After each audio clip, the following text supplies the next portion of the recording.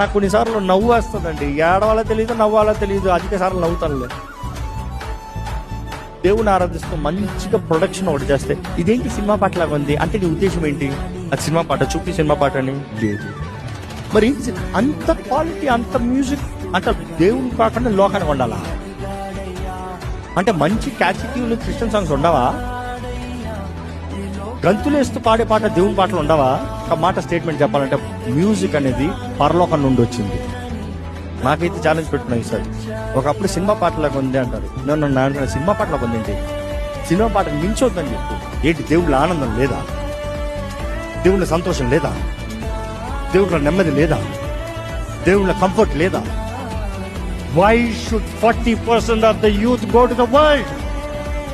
Bring them back to Christ. Bring them back to worship Jesus. Bring them back to glorify the Almighty God with all the might.